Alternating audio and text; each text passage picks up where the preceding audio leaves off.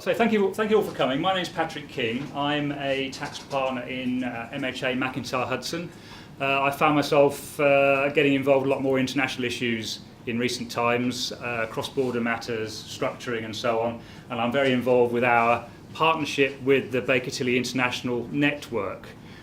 You've seen we have a, I would normally say motley crew here, but we have some guest speakers today from our Dutch, our Irish and our German member firms. I'll introduce them a little later.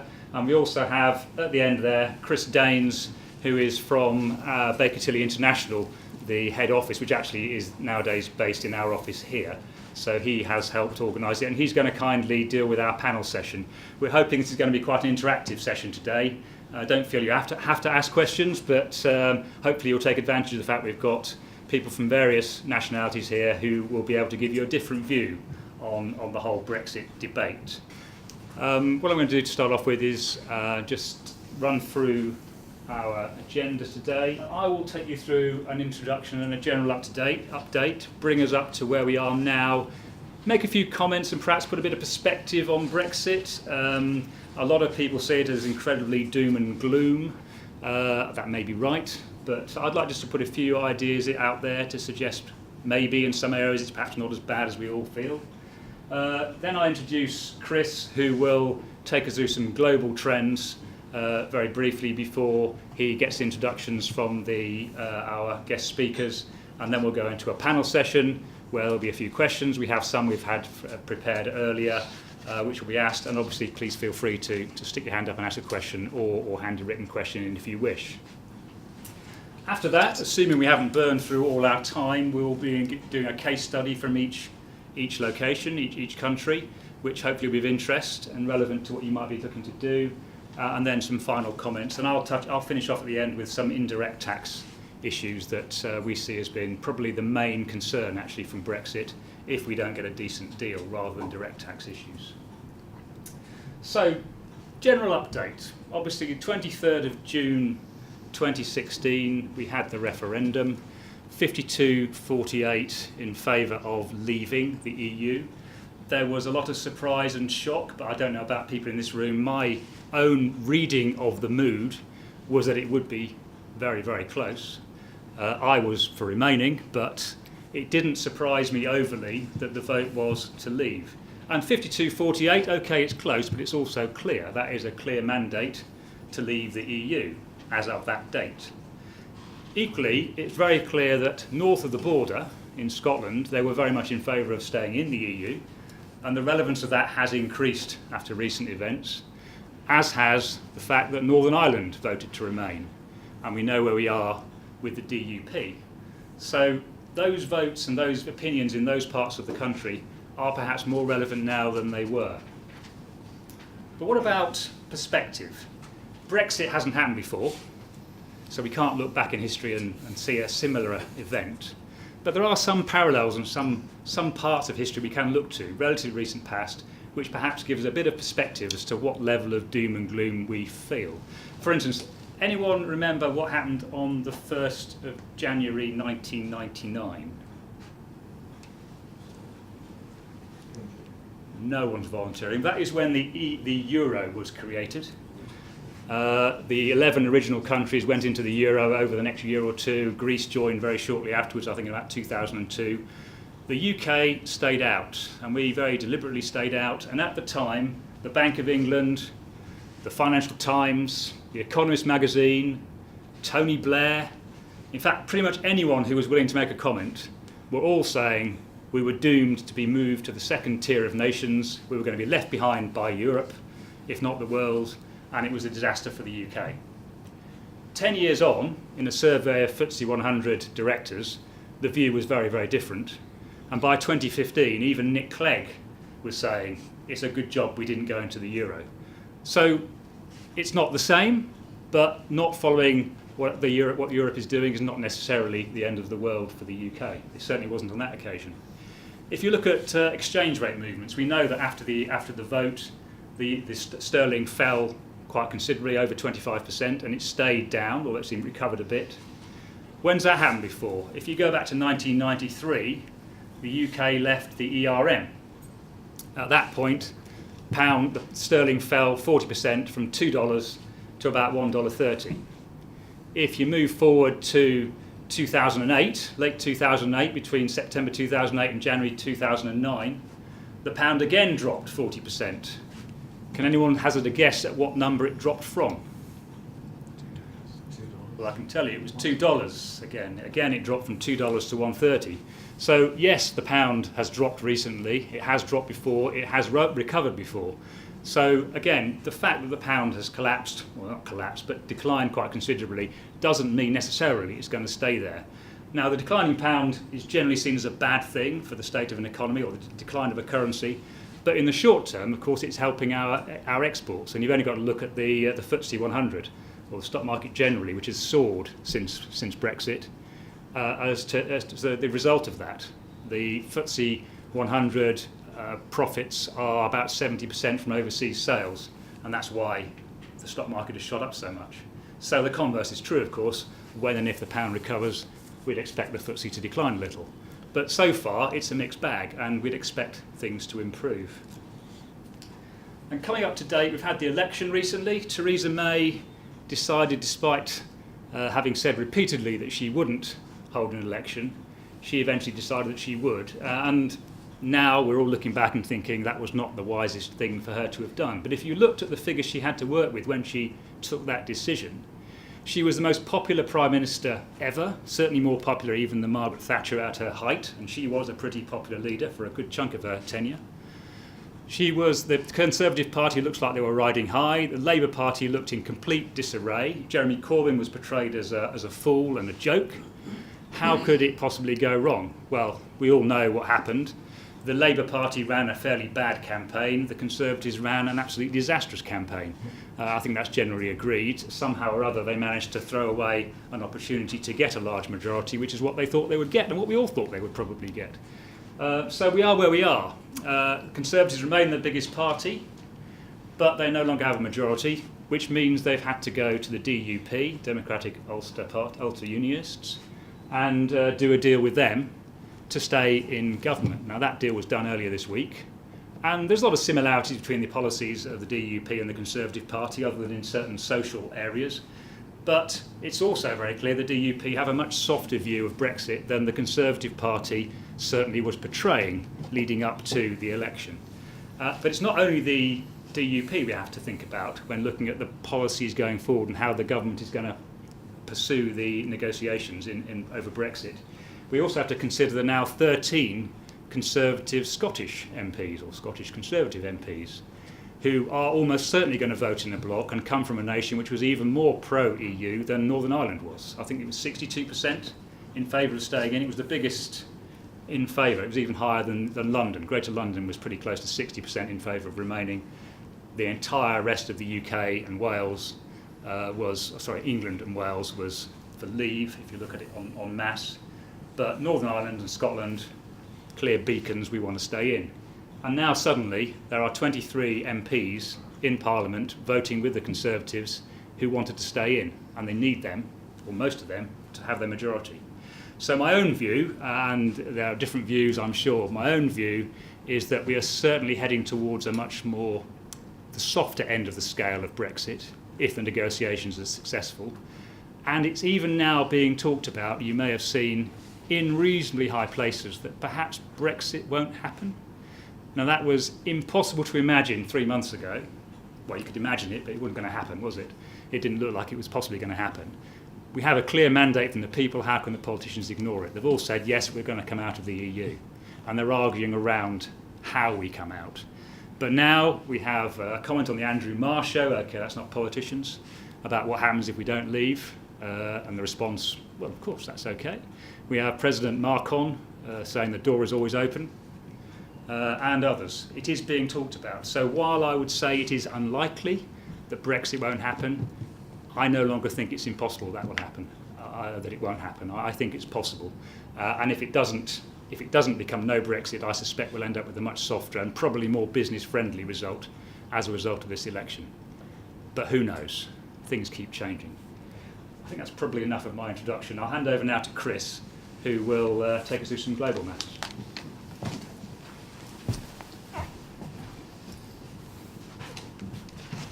Thank you, Patrick. My name is Chris Daines. I'm the Tax Director at Baker Tilly International, who are the umbrella organisation that work with fantastic accountancy and tax and audit firms in about 150 countries across the globe. MHA being our UK member firm. Just want to take a step back a minute from Brexit and talk a little bit about global tax trends. Brexit could be seen as a sort of trend towards deglobalisation from a political angle. And we're seeing that also in the US, we're seeing that to a certain extent in France, and we're seeing that in other countries across the globe. So that's the political angle. From a business angle, globalisation is as strong as it ever has been. Businesses are expanding overseas sooner, they're expanding overseas to exploit greater opportunities for growth around the globe, and we help many businesses on that front. Many companies are now born global. Many colleagues, as they enter the workforce, are much more globalised than they have been in the past. One short anecdote for you here. I have a 4-year-old son called Archie. We try to motivate him by giving him a special treat. I say to my 4-year-old son Archie, what would you like as your next big treat? He says, I'd like to go to Indonesia and see the Komodo dragons. I don't even know how my son knows where Indonesia is or that he knows much about Komodo dragons, but we hear a lot about millennials in the press. But think about what the next generation is going to bring to the workforce. What kind of change they're going to want to see, what kind of technological advances they're going to want to see, what level of inefficiencies they're not going to stomach, etc., etc. Okay, so given that I'm from Baker Tilly International, when I started talking to Patrick about this fantastic series of seminars that we're running across the UK, we thought it would be a fantastic opportunity to bring together some colleagues from Ireland, from the Netherlands and from Germany. Ireland's got a great perspective. Dublin's a fantastic place to do business. It's a good crack for an evening. But it has got horrendous weather. You've got to bear that in mind. We've got dearest Netherlands, which has got fantastic from a tax perspective. It's a great gateway to Europe, particularly from the indirect tax side of things. But most of it is underwater, so you're kind of reliant on the dikes working, which I'm assured is going to be okay for the foreseeable future. And then Germany as well, an absolute powerhouse. Not typically a European holding jurisdiction, but an absolute powerhouse. And a lot of companies are looking at Germany for a foothold in Europe. So hence we brought the fantastic team along to talk with you and share some insights. So we'd now like to just go through each of the people just to share some initial thoughts and an introduction. So over to you, Donal. Thanks, Chris. My name is Donal Leahy. I'm the International Business Partner in Baker Tilly, Ireland, with very much a focus on international tax. So why am I here? Well, Ireland is a very small country, but it's a very global country, very outward looking. So what we do is we're very open to international business and global business. So we are completely attuned to what's going on in the world. So hopefully we have some insights and some interesting thoughts on what's happening in our nearest neighbour, the United Kingdom, with Brexit and with other global developments. Over to you, Marijn. Yes, my name is Marijn Verhagen. I'm international tax partner for Baker Tilly in the Netherlands. I'm serving a lot of, let's say, international companies doing business in the Netherlands and also setting up European structures via the Netherlands. Like Chris said, the Netherlands is historically, of course, a very interesting gateway to Europe. But there's also a lot of debate going on whether these kind of structures are still, whether they are still the future, whether you can rely on these kind of structures, looking at all the international tax developments. So I'm more than happy to share some of my thoughts and some of the recent insights during the seminar today. Hello everybody, my name is Ines Pauksch. I'm a tax partner with Baker Tilly Germany. I'm located in the Munich office. We have around 12 offices in Germany. My main focus are international businesses, multinationals, either the parent company being domiciled in Germany or the parent company abroad and the subsidiaries or PEs in Germany. I'm working very closely with my colleagues. I'm also the global head of the BTI business development team for corporate tax issues. And if you listen to the colleagues, then you can see that also taxes are going global. If you look at the initiatives, if you look at the BEPS initiative, if you look at the ARTA directive on the EU level, then the countries are looking at a approach that is applicable for not all, but a lot of countries. And therefore, we are working very closely together as a team to combine our knowledge and to make the best out of it. Can everyone hear okay at the back?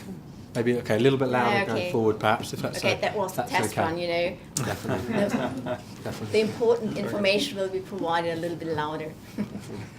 And Ines, I always find it astounding how many multinational businesses have their board meetings in Munich in early October each year. Yeah.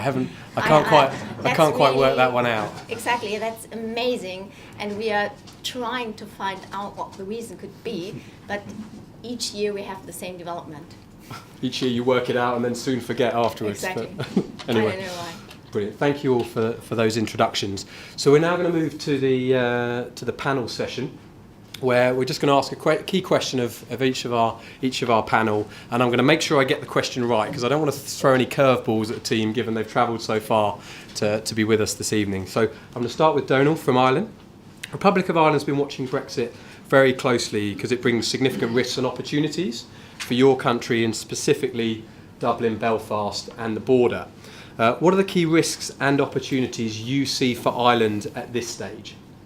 Yeah, it's changing every day, of course. So, and we're learning about it as we go. And there'll be some things which we won't have thought of. But certainly, the Irish government has already produced its documents, sort of setting out what it wants from the Brexit negotiations. And there's a line in its executive summary that says that Brexit is bad for Britain, it's bad for Europe, and it's bad for Ireland. So they literally use those words. So that's sort of the Irish view on it, I think, in sum total. But I don't think it's actually going to be all bad. We'll see how it goes. The threats, there are many threats, but the first one, and the most immediate one, and the main one hit us to date, is currency. The result of Brexit was that the sterling weakened, and that has already impacted the food and beverage business. Jobs have already been lost. Tourism business has already impacted. We've had less tourists already coming from the UK, and when they do come, they spend less, which makes sense. So that's one impact which we have to deal with, which isn't technical at all. It's just pure commerce. Second thing has to be the border around Northern Ireland. So that is a special situation. So you're not looking just at economics, you're not looking just at politics, but you're looking at peace and the importance of that. So that needs to be managed, and that is a definite threat.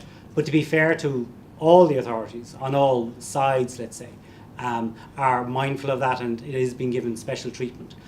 But there's the economics around it as well, that needs to be handled. We can't have physical borders, surrounding 6 counties of the island of Ireland. It just wouldn't make sense. So hopefully we can come up with a solution on that.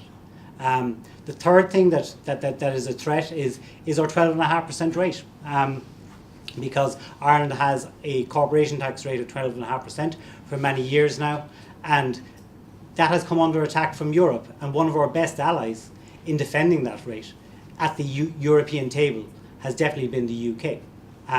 So much so that Northern Ireland has decided to have a 12.5% rate themselves in the coming years. So going forward, when the 12.5% rate is attacked out of what we would consider to be a small bit of jealousy from our European colleagues, that our friend in Europe, the UK, will no longer be at the table, probably. And on top of that, the UK tax rate is coming down closer to 12.5%. It's going to come down to 17% and maybe even lower. So that's a headwind. And there are many other aspects. The main other sort of threat that I would point out is, what's bad for the UK economy is bad for Ireland. Because we're so global, because we're so open to other economies and we depend on other economies. If trade goes down in the UK, definitely will have a negative impact in Ireland. But turning to the opportunities, in many ways, your greatest strength is also your greatest weakness. So because we have an open economy, because we have a flexible economy, we can turn things around. So even though Brexit is a headwind for Ireland, we're going to adapt and be agile very quickly. So the first positive from Brexit that I can see is that we've gotten a kick to look beyond the easy market next door, and to go to our other European partners and our other markets. So it won't be so easy to sell beef to the UK in the future. So we're going to try harder selling it to Germany and France and Italy and Netherlands. So that's a good thing. It'll get us to do what we should have done a long time ago. The second opportunity is that UK businesses will probably, some of them, will need a hub or some foothold in Europe.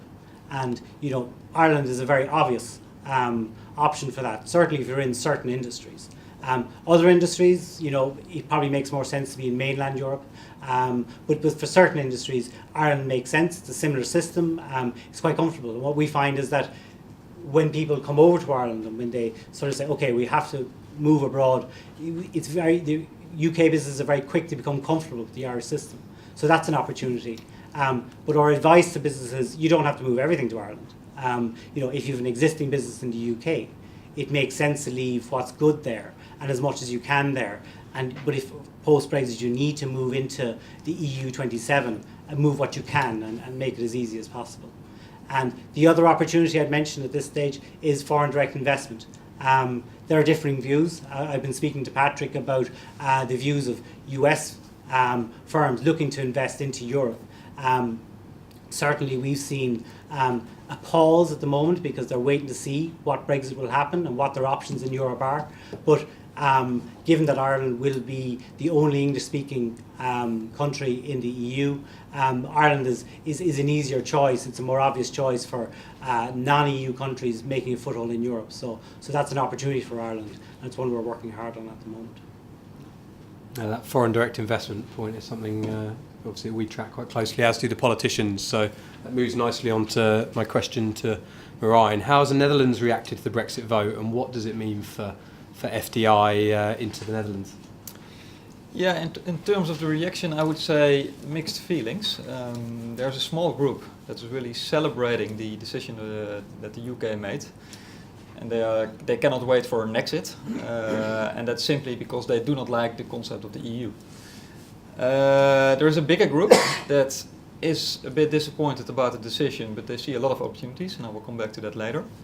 But I think the main group, the biggest group, is really disappointed, and they are not happy with the decision that has been made in the UK. And they have many reasons for that.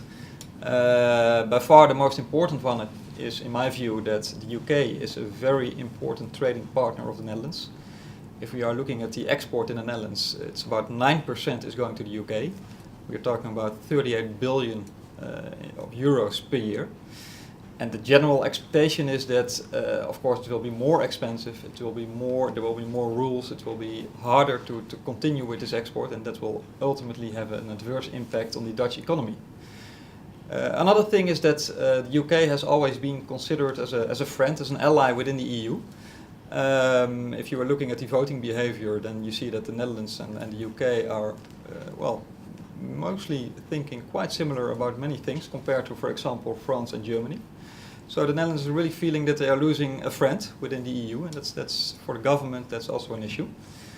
But as I said, we also see opportunities. Like Donald said, we also see that there are a lot of UK companies that are considering to move their business, or at least part of their business, to Europe. And then, of course, historically, the Netherlands is a very interesting location to be, not only for tax reasons, but also due to the location, due to the reliable government, to the educational system, to the language, etc. So there are a lot of reasons for companies to consider the Netherlands, and that's why we expect a lot of foreign businesses, or at least UK businesses, to consider the Netherlands. Excellent. Thank you, Marijn. Next to you, Ines. Historically, Germany is not your typical European holding company location for investors from outside the EU. There is an industrial hub for many key industries. Have you seen any significant changes since the Brexit referendum 1 year ago? Yes, definitely. Well, of course, in general, the Brexit issue is discussed very intensively in Germany as well. The UK are an important business partner in the EU, and most of the people were astonished that finally the decision was taken to leave the EU. What can be noted? I think one point is really interesting because it makes a difference between the time before the Brexit and after the respective decision. We receive a lot of queries from UK companies asking how is doing business in Germany, what's the best way to invest, shall we go for a PE, a permanent establishment, shall we found a GmbH, are there any other options for starting a business in Germany. And that is quite interesting because the number of queries increased before and after the decision. So this is really a difference that we can see. Another question, and it was interesting that the same question was raised shortly before this seminar, is that there are certain business areas that are, of course, interested or might see positive effects, and this is especially the financial business area. So if you ask someone in Frankfurt, then he might see it differently, because for them it's quite an interesting option to be maybe in the future a competitive alternative compared to London. So there are different issues depending in which situation the respective company or the respective business area is. And maybe last point on my list, I receive more questions from UK companies than questions from German companies who have investments in the UK. Of course, they are questioning what happens with respect to tax regulations, with the parent subsidiary directive and things like this. But if I compare the number of questions, then I'd say the number of questions coming from UK companies is higher than the other way around. Excellent. Thank you, Ines. Back to you, Marijn, quickly. How do all the European and OECD tax initiatives impact inbound investment, particularly into the Netherlands? Yeah, that's a very good question, Chris. You see, at the moment, you see a lot of international developments in the international tax world. We have the OECD BEPS action plan. We have the European Anti-Tax Avoidance Directive. And basically all these initiatives try to combat or try to attack abusive structures. And the Netherlands is really a front runner, I would say, in implementing those initiatives. We were one of the first countries that implemented the new transfer pricing documentation rules. We recently signed a lot of multilateral instruments that are basically implementing the BEPS initiatives in the double tax treaties. And the reason that the Netherlands is a front runner is that the Netherlands really do not want to be considered to be a tax haven. Dutch Parliament, the Dutch government really tries to attack aggressive tax planning, tries to attack abusive structures, and they really want to be seen as a company or a country that is attractive for foreign business, but not a country that is, well, helping them avoiding taxation. That doesn't take away the fact that there is still, the Netherlands is still a very attractive location, and that's due to the fact that we have the innovation box, for example, a 5% effective tax rate on innovation profits. We have a lot of double tax treaties, we have a good holding regime, but due to all those international tax developments, you really have to take care that new substance rules may apply, new anti-abuse rules will be applicable, new transfer pricing principles will be applicable. So those rules must be taken into account, and if those rules are taken into account, you can still definitely set up an interesting structure via the Netherlands, and the Dutch tax authorities are still very cooperative, the Dutch tax rulings are still there, but again, you have to take into account new principles.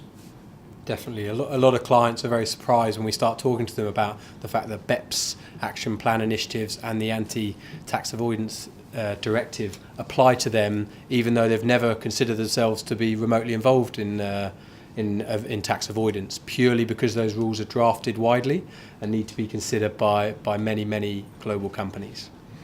Okay. Last but not least, onto Patrick. Given all countries are competing for inbound investments, what's the impact of Brexit from your perspective at this stage? Well, that's very interesting. I did speak to a few people who were in the audience tonight before we started. You look at that, and the UK government has clearly stated they intend to retain the UK as an attractive location. In fact, you could argue they have to. If we're going to Brexit, then we need to make sure we're an attractive location to attract foreign investment into the UK, given that we no longer will have access as easily to the EU. But if you look at some of the information that we have available now, some of it is a bit contrary to what you might expect. And maybe that's a lag effect, but the recent EY report, I think it came out last month, on inward investment into the EU, clearly showed the UK as the top spot for inward investment into the EU during 2016. Now, you could say that's just the first year of Brexit, but it does go 6 months after Brexit, and we've carried on seeing a lot of inward investment during that period. It also goes on to say there are a number of headwinds that suggest that level of inward investment to the UK might well slow down, and the confidence in the UK has gone down going forward. But when you look at some of the reasons put forward for that, they don't appear to be Brexit. At least what I read certainly didn't seem to be Brexit, although I'm sure that must be there. What they were focused on was education. Our education system apparently is perhaps not hitting international levels now, and we're all aware of education issues in this country. We also had issues concerning our legal system, a bit more variable than it has been in the past. We've always been a very strong location. There's some suggestion perhaps we're not seen quite so strongly anymore. And so it's not necessarily Brexit that's putting people off. Now, you can look at that negatively, and like I suspect most people in the room, I wasn't in favour of Brexit. In fact, as I said earlier, I'm kind of hoping maybe we're moving to a much more soft approach now, and maybe even no Brexit at all. But having said that, if we do it, equally, I'm not one to sit here gnashing my teeth and pulling my hair out and thinking the world's over, because the UK is a trading nation, has been for nearly 2,000 years, a very innovative nation, and I would suspect very strongly that whether we Brexit or not, given headwinds, the UK will still come out smiling, and that's certainly what the government has said they want to do. Whether they can do it is another question, of course. Absolutely. There's a lot of potential opportunities there as well once they have more flexibility post Brexit if we end up down that road. There was the interesting comment as well. We did a webinar with our American colleagues yesterday on Brexit. They asked us to comment on it, and we had some polling questions in that. Actually, questions the Americans asked rather than us. But there were 100 businesses on the call for most of the way through. They varied from above 500 million turnover businesses. There were several in that league, a lot more at the smaller end, 5 to 50 million turnover, but a range of companies. We had banks, financial services, manufacturers, pharmaceuticals, tech companies, and consultancy firms, all represented in that sample. And when asked, has Brexit made you think differently about investing in the UK and as a base to get into Europe as well? And the answer was, somewhat surprisingly, 86% said no. It made no difference to their thoughts. And not all these companies, by any means, were already in the UK. In fact, the majority were not. So now, maybe that's an unusual sample, and I've heard contrary opinions from people here who have other views of American investors into the UK, but that sample, which seemed quite sizable, was more positive than I expected it to be looking at the UK. Whether that says anything, I don't know. Yeah, some of the global clients we were talking to initially were a bit nervous, and now Brexit is a much lower down the consideration list compared to all the benefits of being in the UK. So will be interesting to watch. Okay, so we'll now move on to bringing this to life through a few theoretical and semi-practical case studies from each of the panel. We'll start with Germany. As companies decide that they do want to have a footprint in Europe, there's many different approaches and structures to gain that footprint. Could be through merger and acquisition, could be through setting up a footprint, for example. So Ines is going to take us through a few slides on the pros and cons, do's and don'ts on that front, and a big rule change. Over to you, Ines. Thank you.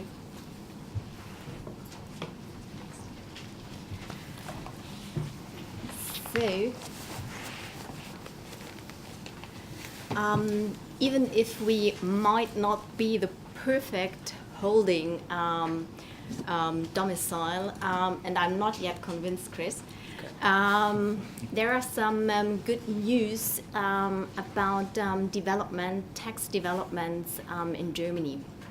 And these developments are linked also to investors, and as Chris said, and as I said before, as we receive at the moment a lot of questions about how doing business in Germany and how to invest in Germany, I've chosen these two examples. They are not only good news for foreign investors, they are in general good news for all companies domiciled in Germany. The first provision that I would like to present shortly, and really shortly because it's a quite complex and new regulation, but as I said, interesting. Allow me some general remarks in advance. In Germany, we have, as in several other EU countries, the regulation that in certain cases, if the shareholders change up or to more than 25% or more than 50%, then the losses brought forward in this company get lost. And this is not nice for new shareholders that want to invest, and is one of the main issues during due diligence, and also if new investors are looked for by existing companies. And the good news are, first of all, this new provision in the German Corporate Income Tax Act that came into effect in December 2016 and is applicable to all share deals after, and this is unfortunately a typo, that's not the 13th of December, but the 31st of December. So also for all share deals that have already been done during the year 2016. And the content in short words of this new provision is that if the business of the company remains mainly the same, if the company existed already for 3 years, then the shareholder change takes place, and then the business of the respective company does not change mainly, then the losses are safe. Of course, as you can see, there are still additional aspects or requirements that have to be filled, but in a first step there is at least the option that you can secure these losses and use them in the future. And I think that's really reasonable, because in many cases the intention of a share deal was not to use the losses carried forward, but it was really the intention, especially with respect to startups, to invest in the company. And therefore I think this is really a good way forward to enable new investors for the company to become more attractive for new investors. So this is the important information that I would like to provide. Of course, you are aware of taxes. There are always a lot of requirements that you have to look at. You have to file an application, but nevertheless, it's worth to look at this option. So this is the first aspect. And the second one, if you have already, for instance, bought shares in a German company in the past, and the losses have been lost, then I would like to mention a decision of the Federal Constitutional Court. That's a quite new decision that was made in March but recently published. And this refers to the old provision that was in place before this new provision that I mentioned before was developed. And the decision says that this provision is not in accordance with the principle of equality. That means new regulations have to be found. In a first step, the decision relates only to share deals where more than 25 but not more than 50% changed. But it's already discussed that it should be applicable also in cases in which more than 50% of the shares changed the owner. So the practical consequences and the to-dos in case you should have bought shares in a German GmbH or PLC is check the situation. Did you have a situation where losses ceased? Have a look at the tax assessments. In Germany, tax assessments can have a different kind of nature. They can be final, they can be with reservation as to verification, and depending on this status of tax assessments, the way forward differs. So this would be the second point on the list. Check the tax assessments and keep the tax assessments open so that you can react if the final decision and the final provision is in place. And if necessary, file an appeal in both cases, not only if the share percentage was between 25 and 50%, but also in cases in which it was more than 50%. We are screening at the moment all the relevant cases to be able to keep the cases open and to save the losses. Depending on the volume, this is really a huge tax benefit, and therefore it's worth doing this this exercise and looking at the situation in the past. Because, and I'm not quite sure whether this is on the slide. No, I don't think so. Because this goes back until 2008.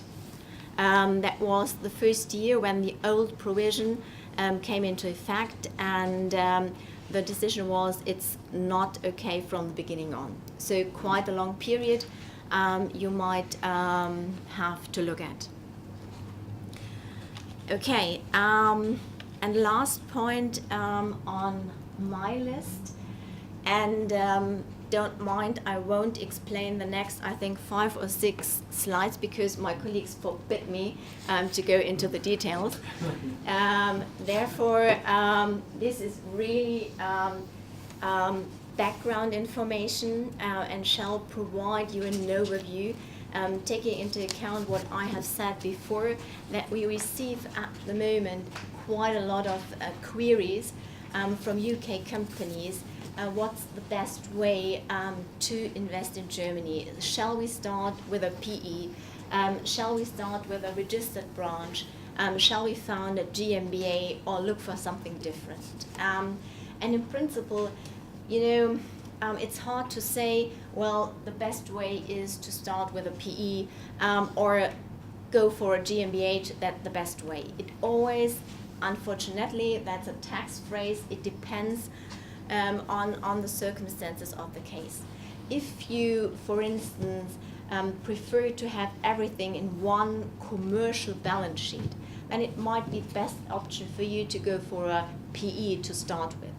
Because what you can see on the next slides too, there are ways to contribute the PE tax neutral to German GmbH afterwards. So in principle, you could start with a PE, figure out whether your expectations are met, and look what happens. And therefore, the reason of all these slides is not to provide too much information, but to give you an impression of possibilities and possible ways to go forward if you're interested in an investment in Germany. So I think that's it. First slides are comparison permanent establishment, registered branch, and GmbH. And if you are still looking for alternatives, then we have also the limited partnership, the corporations and partnerships with no natural person.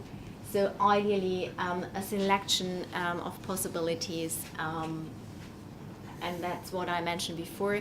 If you thought PE was a nice thing at the beginning, but finally we grew and the GmbH would fit better now, then there are tax-neutral options to go from the one side to the other side. Thank you very much.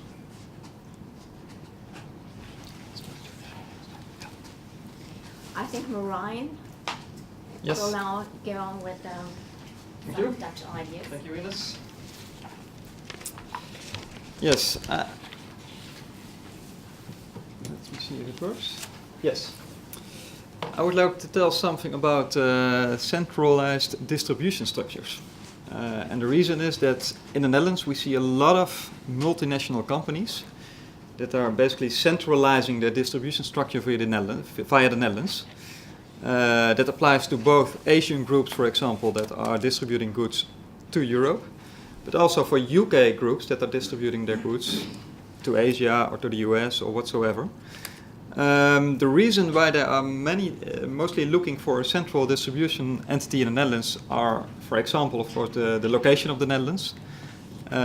We have the port of Rotterdam, which is, of course, a very attractive place to go into Europe. We have a good infrastructure, and also we have a good legal and tax system. But for all those groups, the Brexit may have a significant impact, and that all has to do with VAT and customs regulations. For many years, as of 1993 to be precisely, you can transfer goods within the EU without being subject to customs duties. You can imagine that if the UK will leave the EU, this will have a significant impact, because then the UK will no longer be part of this EU customs union. And this will, of course, impact those kind of distribution structures. In the Netherlands, you see that, like I told before, that 9% of the export is going to the UK. So we're talking about 38 billion in euros per year. And estimations are made that approximately 2 billion in euros of additional customs duties will be due if there will be a full-fledged Brexit. Well, and that all has to do with this customs union. I have included two brief examples. They are basically really simplified examples, but the only reason that I included them is to create some awareness and to see where the issues are. And I must say, I'm not a VAT nor a customs duty expert myself, but let's see how far we come. In the first case study, you see a UK limited and a German company, and they are basically importing goods from Asia, from China and Japan. And they have set up a central distribution entity in the Netherlands for the reasons I just mentioned.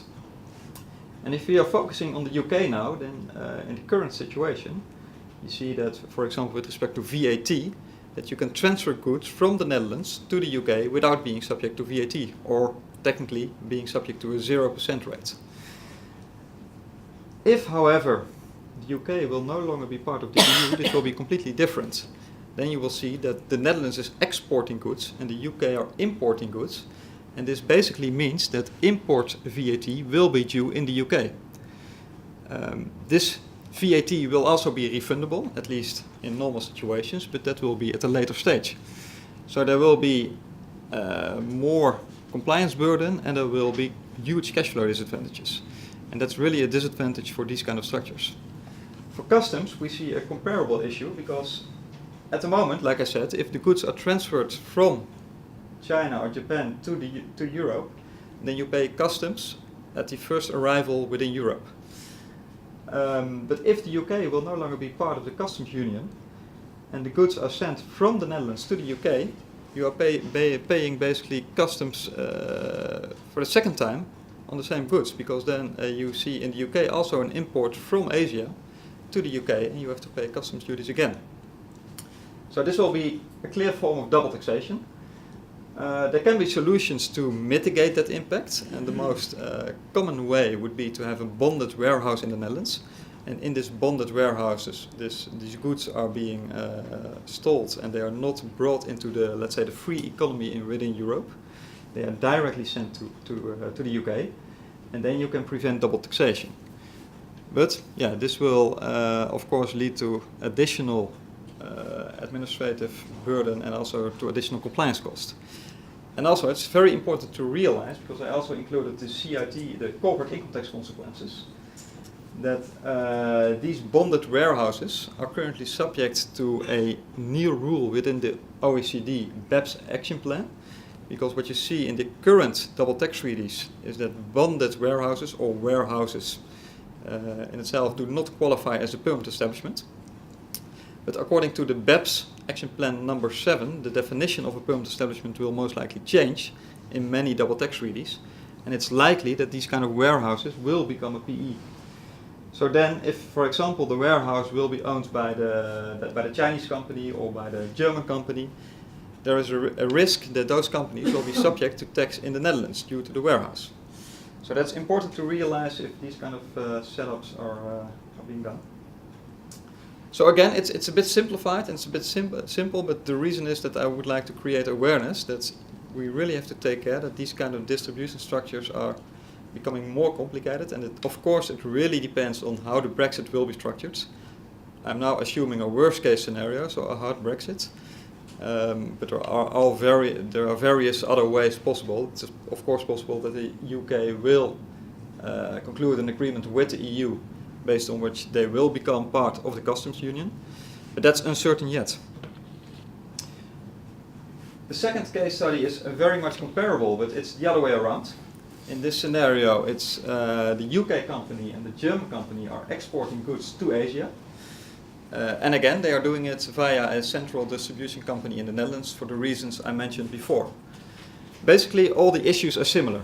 Again, in this situation, there will be an issue for VAT, because the UK is exporting goods to the Dutch company and the Dutch company is importing goods from the UK, and this will be subject to import VAT.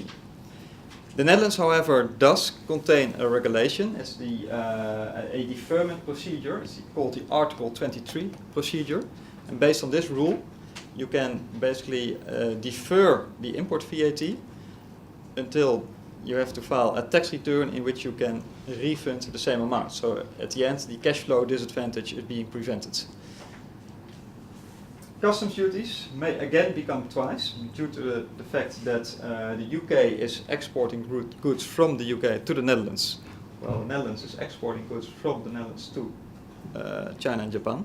So that's again assuming that the UK will no longer be part of the customs union. We will have to pay customs duties twice. And finally, again, the solution could be a bonded warehouse, but you have to be aware of the PE definition that is currently being subject to changes. These were basically my case studies from a Dutch perspective. Again, simplified, but be aware if you are considering a centralized distribution entity in the Netherlands, or if you have a centralized distribution entity in the Netherlands, then the Brexit may have a significant impact on the taxes, VAT and the customs duties due. Thanks. And then I will now hand over to Donald.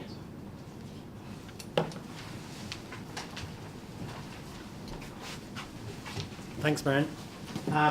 So what I'm going to do is just to give you a sample of, let's say Brexit has happened, and we need to sort of look outward and go into the EU 27. How can it look? What does it look like?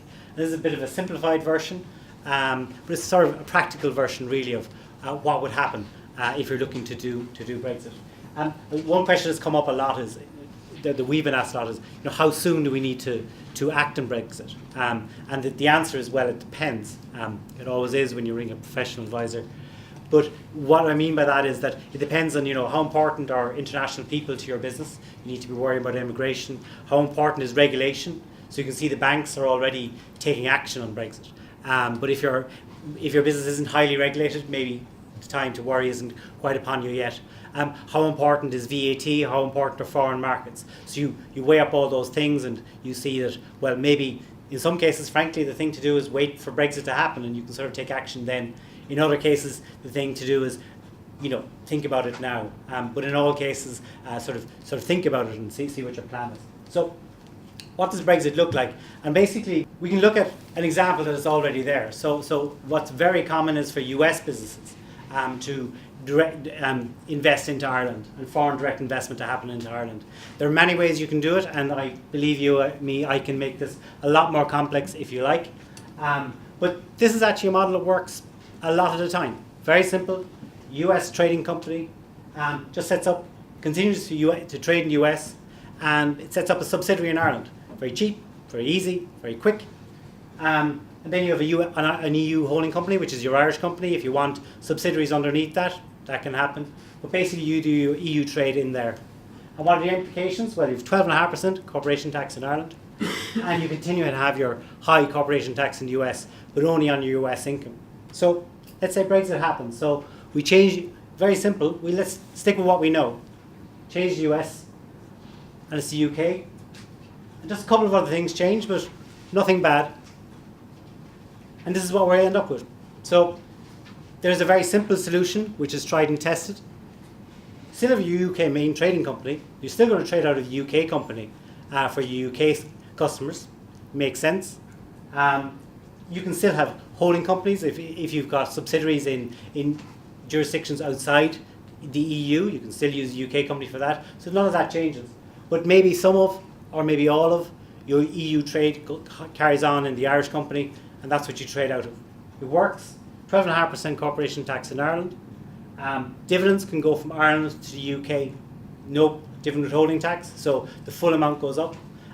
Post-Brexit, that'll be the same because even though at the moment we rely on EU treaties for that, or double taxation treaty is a fallback. So even at post-Brexit, no withholding tax, and then you've got corporation tax in the UK coming down to 17%. So what are the main questions I get asked, from a practical point of view? Okay, we're moving to Ireland, we're doing stuff out of Ireland. These are the main businesses for which Ireland makes sense because we have the talent, we have track record in these businesses, and these are the businesses that it makes sense to move to Ireland. Marion was talking about, sort of a distribution business. Probably makes more sense to go to Netherlands for that, or maybe Germany, or maybe another jurisdiction in Europe. But certainly these industries, they do have other natural homes outside of Ireland within the EU, but certainly Ireland has been tried and tested and been very successful. You see art, sport, culture, you think, what's that? Well, a lot of that actually is filmmaking. And one thing we've learned about filmmaking is that it's a huge number of people from many countries. So if visas and immigration are a problem, well then maybe Brexit is a problem for that. Ireland might solve some of those problems. So what are the day-to-day things that you need to worry about? What are sort of practical things you need to worry about? Is Ireland for you? Or, if we're going to make the move. You're going to get a 12.5% corporation tax rate, but a little word of warning on that. We actually have a 25% rate as well. And what gets you into the 12.5% rate is substance. So, Apple is using Ireland as a tax convenient location, but they have thousands of people working in Ireland. Google the same. So you need substance. You don't need thousands of people, but you do need boots on the ground. You need to be real. The next thing you need to worry about is your VAT number. It's one of the first questions when you go to a new jurisdiction. Is one of the things you start worrying about early. So how do you get your VAT number? The Irish authorities will give you a corporation tax number straight away. But VAT, they're a bit slower. And that's sort of how they police the substance thing. They'll ask questions like, where's your location? Can you show us proof of employees? Other than that, Ireland has many advantages. It has a similar legal system. The business environment is very similar. We watch the same TV. Half of the country loves Man United, and the other half of the country can't stand them. It's a very similar place. We operate in the same way. Our contracts look the same. And we have a similar culture. So if Coronation Street is your worry, you'll still get it in Ireland. But it does actually make a difference, because when you're dealing with colleagues, when you're dealing with things in a day-to-day, there isn't that lost in translation bit. A similar taxation system, because we copied most of your taxation system, so it'll be familiar, so it'll make sense. It's very much a down the line system and a similar language. So there's some of the reasons that, you know, it actually isn't that scary if you do need to make the move, and you can take it from there. So now I'm going to hand you over to Patrick. Thank you. Thanks, Daniel. So I had my my positive bit earlier. Now we have to look at a bit more reality. I'm not saying the positive bit wasn't right, but we all know there are some real issues if Brexit goes ahead, particularly if we end up with a fairly hard landing in that, which is certainly possible. A lot of the things the guys have said I recognise. We are talking to our clients to review the impact of a possible hard Brexit situation where there's import tariffs, where there's customs delays and so on. We ask them to look at their supply chains and see how much that impact is. Does it warrant setting up an EU facility? Is there enough money involved in having to do that to justify setting up an EU facility? Are they looking to go into the EU anyway? Is now a good time to accelerate that process because having a footprint there could well be of use?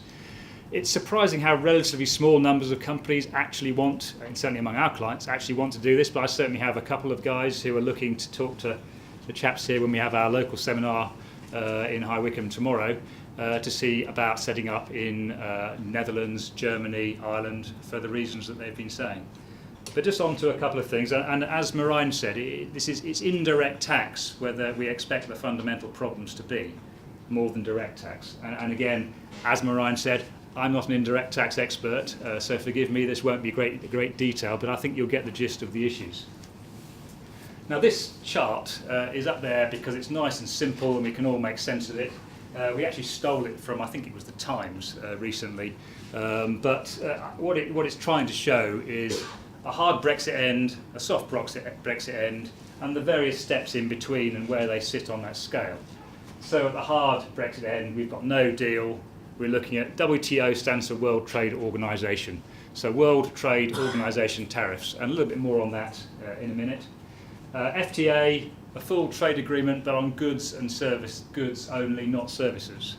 That's a bit better than a no deal. In fact, quite a lot better than no deal, because most of the problems come from goods. Services aren't quite so much of a problem when exporting into Europe. Perhaps perfect scenario, a trade deal, a comprehensive trade deal in the middle. That's a lot better than just goods but not services. But again, until you get to having a full customs union, we're not really like we are now. We're still struggling, and most of our clients are not worried about tariffs. Most of the tariffs are fairly low. There are some exceptions, but most are fairly low, even under WTO rates. So it's not that that's causing concern. What's concerning them is delays. It's the admin, it's the paperwork, but physically the delays. I have clients who win their customers in Europe because they can get their product to their client in Germany in 2 days, or whatever the period is.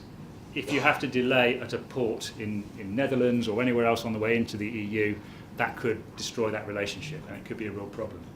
So that's getting towards the soft end of the position now. And then we have Norway. Norway has an agreement without actually being fully in the EU. If we were to follow that line, it would be the very soft end of Brexit. Basically, we have to comply with all the rules. We are in the customs union, we're in the free trade area, but we have to do what we're told without any say, and we have to continue to pay in. So, from my position, that probably is a lot worse than we currently have. You might as well have a say if you're going to be paying in and you're going to be part of everything. So that's the range of possibilities. So if we look in a little bit more detail at the softer end of the scale, Norway, as described, is not the only way, but we could end up with some sort of agreement a bit like that. So the government has a formula to say to the people of the UK, we have done what you asked us to do, we have taken you out of the EU, but actually, to all intents and purposes, we're still in terms of the advantages of the free trade area. We're still having to pay in, and we still have to follow EU rules as it relates to these areas. We also, and this is the crucial point here, have to accept free movement.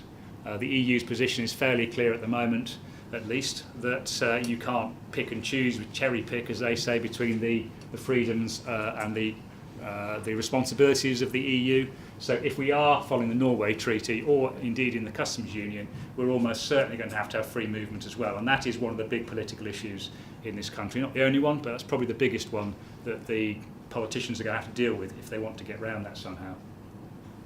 Customs Union would be a step below a full Norway type agreement, but allow us still to move goods around. So in terms of the businesses I mentioned, where they're concerned not about tariffs but about the ease with which they can get their products into the EU, that would be ideal for them. But again, we would probably find ourselves having to accept free movement of people. Although Donald did suggest that Turkey is in part of the customs union and doesn't have free movement of people, which perhaps suggests it is at least possible to end up with that result, which could be potentially quite good for us at the softer end of the scale. In reality, a full trade agreement, or even a trade agreement for goods only, is not going to be done in 2 years. It's going to take considerably longer than that. So if we do end up going down that line, and it's certainly possible, it's likely we have some sort of phased approach, and there won't be a sudden cut-off in 2 years' time that we're out. I think it will be a phased process. The possibility of that is referred to very clearly in both the UK government white paper on the negotiations, which is about 70-odd pages long and sets out our criteria for how we're going to negotiate. It's got a lot of stuff in there you'd expect. No deal is better than a bad deal, for instance. But equally, it's full of very, very conciliatory language, and we want to understand, we want to get to a position of agreement and certainty as soon as possible. When you look at the EU version of that, which was released in April this year after we pressed the button on Article 50, it's 12 pages long. It's much shorter. It does say no cherry picking, but again, the language is very conciliatory. We want to get an agreement here that's best for both sides. So if the language is anything to go by, we are starting from a point where both sides want to get an agreement. And we're also, if you think about it, starting from a position where everyone is the same. We all have the same rules at the moment. So surely an agreement can be done, subject to the political problems that we have on both sides. Let's now look at the other end of the scale, the hard Brexit end. So we have no deal. We have World Trade Organization tariffs, and the headline one there, cars. That is one of the high tariffs. A lot of them, most of them are 5% or less, and technical goods, it's often high-tech goods, it's often zero or certainly very low.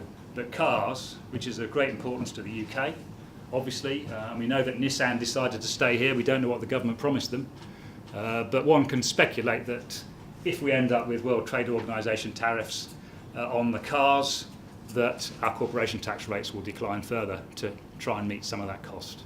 But the government must have promised Nissan something for them to continue staying here. Well, that plus they've already invested a lot of money, and you don't really want to up sticks and move without a good reason to do so. Equally though, in Germany and France, where there's a big car industry, particularly Germany, the contrary is true. And I'm sure the German car industry is as keen as our car industry to avoid this sort of scenario for exactly the same reasons. Food tariffs are quite high, and Donald mentioned that as an issue. But a lot of them aren't actually that big, and as I said earlier, it's not the tariffs that are a problem. The movement of the currency is more than makes up for increases in tariffs. It's the delays, it's the customs delays that are the problem. So if we do go on the hard end, we're certainly going to have a lot more administration. We're going to see a lot more need for registering for VAT in lots of different countries. I've already mentioned supply chain reviews. It's essential that companies with a big supply chain going through Europe review that and work out what the cost will be if we do go to this hard Brexit end. How bad is it? It may not be that bad. You may be able to cover it with some increases in prices. It may be, though, if it is quite bad, you can reroute your supply chain and minimise the impact. We may see the use of customs warehouses. Marijn mentioned that.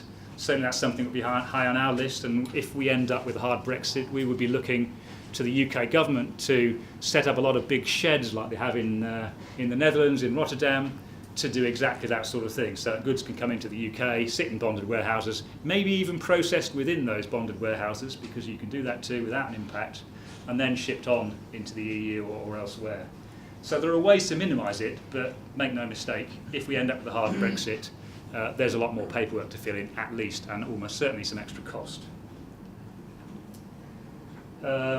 We've probably covered most of this already. I said a deal on goods without services, that's a pretty good halfway house, because most of the problems come in goods, and if we can do that, and we can do that without the free movement of people, then politically that might be acceptable here if that continues to be an issue. Services not so much of a problem. The warehousing we've covered. There's one more point which isn't on there. I forgot what it was called. But you can get a status which is an approved importer, effectively, approved economic operator. In fact, I think that's the word, an approved economic operator status. If you can qualify for that, then it short circuits a lot of the delays in customs. Your goods will be allowed to go through because you've established that you have systems that meet the requirements of the various countries involved, and it will make the whole process that much easier. But it's in the area of mitigation rather than solving the problem, and I think that's what we have at the best case if we end up with a hard Brexit result. So I'll just revert to my earlier, more positive view. Let's hope that with the indications that we're moving towards a softer outcome, that maybe we'll end up with that Norway type deal or a customs union deal, or even no Brexit at all. But if not, we have to deal with it, and there are ways to do so, and we can certainly help. Well, thank you very much for attending. I hope it was of some interest. I hope you learned something about how things operate in Europe, and I hope the views from the guys here from across the EU were of interest. Obviously, being part of Baker Tilly International, we can offer full support if you do wish, or if your entity, your business wishes to look at establishing yourselves in Europe. We have the experts you've heard from them today. They speak English. We have friendly faces, and they can deal with any problems you might have. So please feel free to get in touch. And as I say, any questions will be around for a while afterwards. So thank you very much.